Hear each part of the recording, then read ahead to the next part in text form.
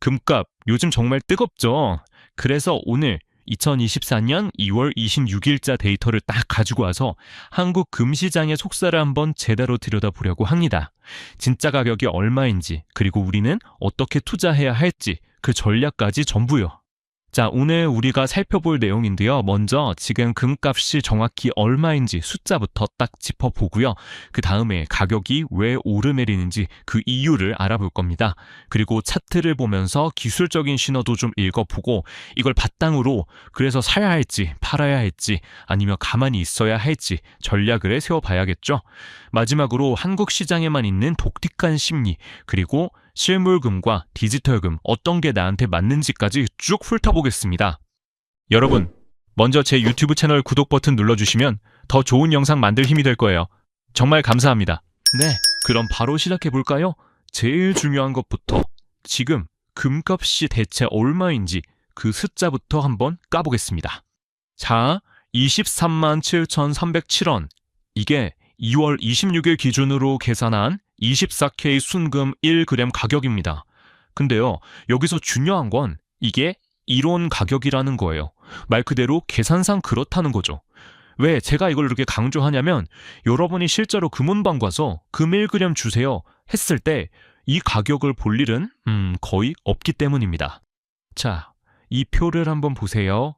신한은행이나 KRX 금시장 가격이 저기 위에 있는 이런 가격이랑 거의 비슷하게 딱 붙어서 가죠. 이건 되게 긍정적인 신호예요. 뭐냐면 우리나라 금시장이 국제 시세랑 투명하게 잘 연동되고 있다는 증거거든요. 여기까지는 아주 좋습니다. 근데 진짜 문제는 여기서부터 시작됩니다. 우리가 사실 그램보다는 돈이라는 단위가 훨씬 더 익숙하잖아요. 한 돈, 두 돈, 금원방 가면 무조건 이 단위로 얘기하니까요. 자, 한 돈이 3.75g인데 이걸 오늘 가격으로 환산하면 대략 88만 원에서 89만 원 사이가 나옵니다. 그런데 말입니다. 이 표를 보면 이제 머리가 좀 아파지기 시작합니다. 이게 실제 금은방에서 거래되는 한돈 가격이에요. 왼쪽에 있는 건 내가 금을 팔 때 받는 돈, 오른쪽에 있는 건 내가 금을 살 때 내야 하는 돈입니다. 이 차이, 이 갭 보이시나요? 이게 어마어마합니다. 네, 바로 이거예요. 여러분이 금은방에서 골드바를 딱 사는 그 순간 내 계좌에는 마이너스 17%, 마이너스 18%가 찍히고 시작하는 겁니다. 시작부터 손해를 보고 들어가는 게임이라는 거죠. 그러니까 실물 금을 사서 뭐 한두 달 뒤에 팔아서 차익을 남기겠다? 이건 구조적으로 거의 불가능에 가깝다는 이야기입니다. 아니, 그럼 최근에 금값이 왜 이렇게 올랐다 내렸다 정신이 없었을까요? 도대체 무슨 일들이 있었는지 가격을 움직이는 그 힌트를 한번 들여다보겠습니다. 최근 움직임을 보면요, 2월 17일에 저점을 찍고 나서 갑자기 쭉 하고 오르기 시작했죠. 그러다가 23일에 월간 최고점을 딱 찍고 지금은 살짝 내려와서 숨을 고르는 뭐 그런 형국입니다. 단기간에 꽤 변동성이 컸어요. 이런 움직임은요, 딱 줄다리기라고 보시면 돼요. 한쪽에서는 야, 미국 금리가 이렇게 높은데 이자도 안 나오는 금을 왜 사냐 하면서 가격을 막 끌어내리려고 하고요. 다른 한쪽에서는 아니, 세상이 이렇게 불안한데 안전자산인 금은 있어야지 하면서 또 막 끌어올리는 거죠. 여기에 또 한국의 꾸준한 수요까지 가세해서 버텨주고 있는 거고요. 자, 그럼 이제부터는 첫 해 보시는 분들이 좋아할 만한 내용입니다. 기술적으로 봤을 때 우리가 앞으로 어떤 가격대를 눈여겨봐야 하는지 핵심적인 지지선과 저항선을 짚어드릴게요. 지금 단기적으로 가장 중요한 바닥, 즉 지지선은 23만 6천 원입니다. 이 가격대가 무너지지 않는 게 굉장히 중요해요. 반대로 위쪽으로는 24만 원의 첫 번째 천장, 그러니까 저항선이 버티고 있습니다. 이 벽을 뚫어야 추가 상승을 기대해 볼 수 있는 거죠. 그래서 이걸 어떻게 해석해야 하냐면요, 아주 간단합니다. 금값이 힘을 내서 24만 원을 딱 뚫고 그 위에서 안착한다. 아, 이건 다시 상승 추세로 가는구나 하고 긍정적으로 볼 수 있는 신호입니다. 그런데 반대로 23만 3천 원 지지선마저 깨고 내려간다. 이건 좀 위험 신호로 보고 보수적으로 대응해야 한다는 뜻입니다. 자, 지금까지 가격도 보고 시장 분위기도 읽어봤습니다. 그럼 가장 중요한 질문이죠. 그래서 지금 우리는 어떻게 해야 하는가? 여기에 대한 구체적인 전략을 한번 짜보겠습니다. 지금 이 방송 보시는 분들 중에 금을 가지고 계시는 분도 있고, 이제 좀 사볼까 고민하는 분도 계실 텐데요. 지금 이 시점에서 딱 한 가지만 정해야 한다면 뭘까요? 매수? 매도? 아니면 관망?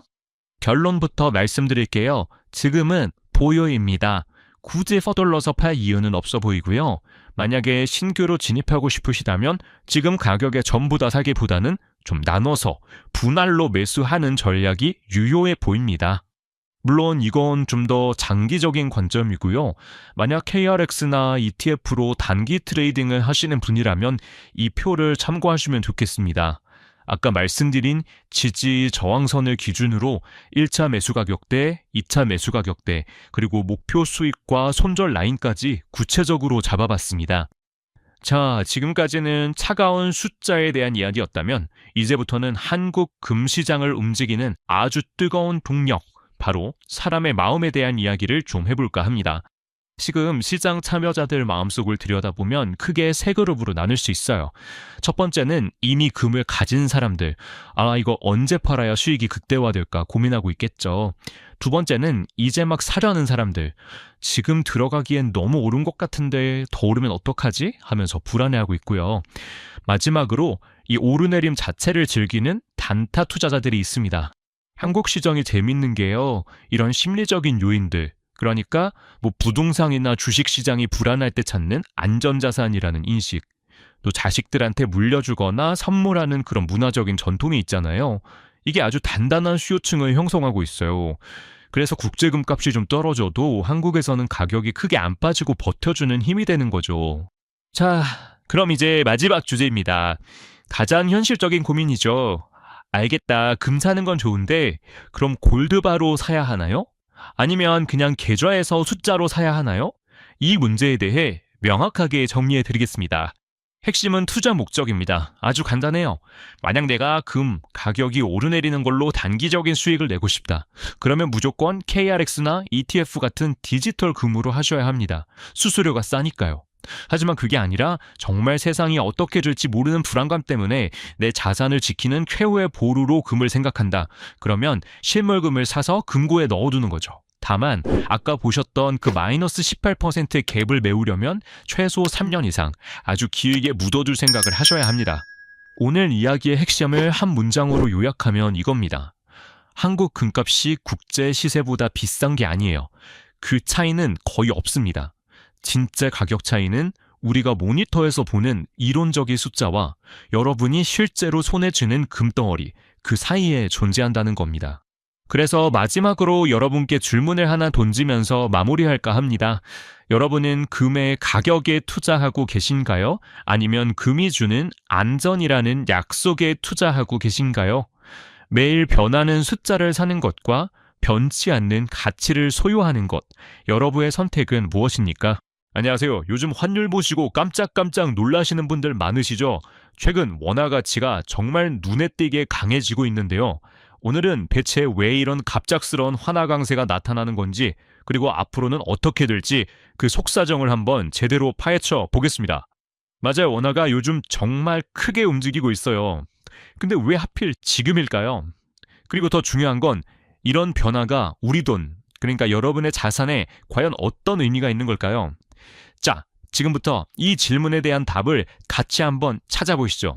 자, 그럼 대체 원화가 얼마나 강해졌다는 건지 말로만 하지 말고 구체적인 숫자부터 한번 들여다보겠습니다. 여기 좀 보세요. 2월 26일 딱 하루 만에 달러 환율이 1,440원에서 1,427원으로 와, 무려 13원이나 뚝 떨어진 겁니다. 퍼센트로 따지면 하루 만에 원화 가치가 거의 0.9%나 급등한 거거든요. 정말 엄청나게 빠르고 큰 변화라고 할 수 있죠. 근데 이게 단순히 달러가 약해졌나? 이런 문제가 아니에요. 다른 주요 통화랑 비교해봐도 마찬가지입니다.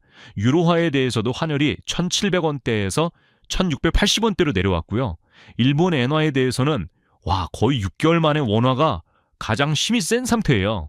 그러니까 이건 원화 자체가 강해지고 있다는 아주 명확한 신호라고 볼 수 있겠죠. 그래서 전문가들이 딱 한마디로 이렇게 정리하더라고요.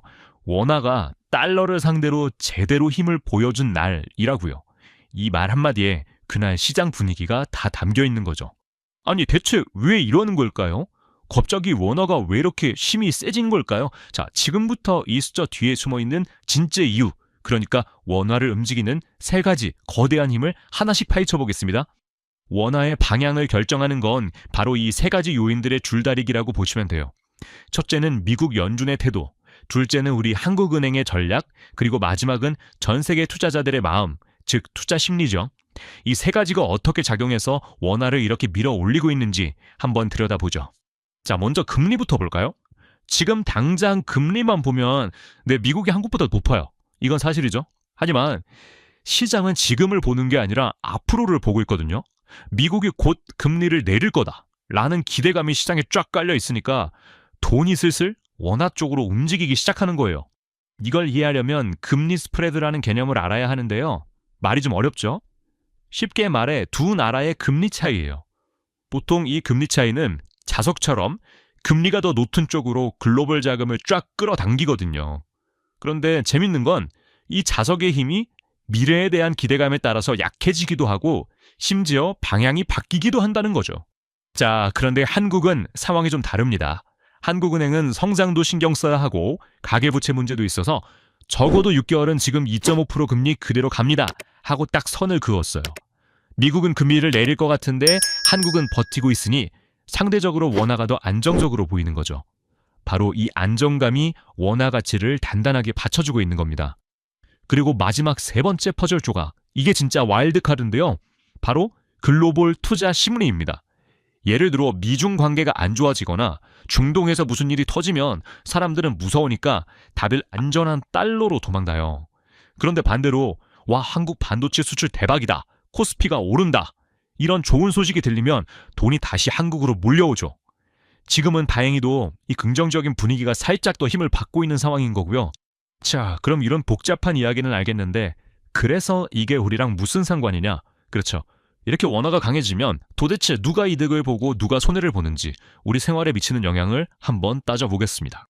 이건 정말 딱 동전의 양면 같아요. 일단 좋은 점부터 볼까요? 해외에서 물건을 사오는 수입업체들은 신나죠. 같은 돈으로 더 많은 걸 사올 수 있으니까요. 우리 같은 개인들도 해외여행 가거나 유학 보낼 때, 또 직구할 때 유리하고요. 반면에 수출 기업들은 좀 힘들어져요. 열심히 달러나 유로를 벌어왔는데 이걸 원화로 바꾸니 예전보다 돈이 줄어드니까요. 속상하죠. 자, 그럼 이렇게 환율이 춤을 추는 시기에 우리는 어떻게 해야 할까요? 각자 처한 상황에 따라 어떻게 대처하면 좋을지 아주 실용적인 팁 몇 가지를 알려드릴게요. 여기에 핵심 전략들을 정리해봤는데요. 수출 기업이라면 지금 환율이 좋을 때 앞으로 들어올 달러 일부를 미리 원화로 바꿔놓는 환해지를 생각해 보셔야 해요. 나중에 환율이 더 떨어져서 손해보는 걸 막는 거죠. 수입 기업은 반대로 지금이 기회고요.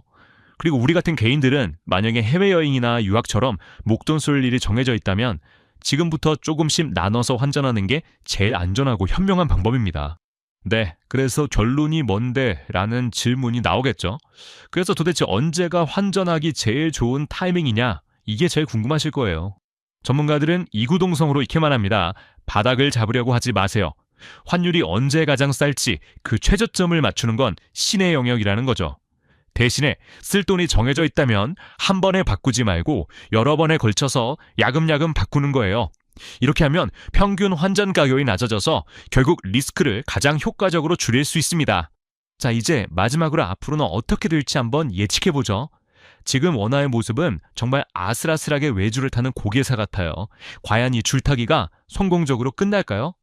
전문가들은 크게 세 가지 시나리오를 보고 있어요. 첫 번째, 가장 가능성이 높은 기본 시나리오는요. 지금처럼 달러가 이제 꼭대기다라는 분위기가 이어지면서 환율이 1420원에서 1435원 사이에서 안정적으로 움직이는 겁니다. 두 번째, 긍정적 시나리오는 미국 경제가 생각보다 안 좋게 나와서 달러가 힘을 잃는 경우고요. 이러면 환율이 1420원 밑으로 훅 떨어질 수도 있죠. 마지막 최악의 시나리오는 갑자기 큰 지정학적 위기가 터지는 경우입니다. 이러면 환율이 1440원을 넘어 다시 치솟을 수도 있습니다. 그래서 지금 시장 분위기를 딱 한마디로 표현하면 조심스럽게 긍정적이라고 할 수 있어요. 다들 원화가 더 강해질 것 같긴 한데 하면서도 섣불리 모든 돈을 걸지는 못하고 살짝 발만 담그고 지켜보는 그런 느낌인 거죠. 결국 원화는 지금 외줄 위에 서 있는 셈입니다. 지금 이 발걸음이 더 단단한 미래로 나아가는 자신감 있는 전진일까요? 아니면 균형을 잃고 떨어지기 직전에 아슬아슬한 흔들림일까요? 전 세계 시장이 지금 이 외줄타기를 숨지겨 지켜보고 있습니다. 안녕하세요, 여러분. 이 영상은 정보 제공용 콘텐츠이며 썸네일 이미지는 금 시세와 시장 분위기를 강조한 연출용 디자인입니다. 영상에는 AI 음성 가상 진행자가 사용되었으며 실제 인물의 발언이나 공식 입장이 아닙니다. 또한 이 영상은 투자 조언이나 권유가 아니며 모든 투자 결정과 책임은 시청자 본인에게 있음을 꼭 기억해 주세요.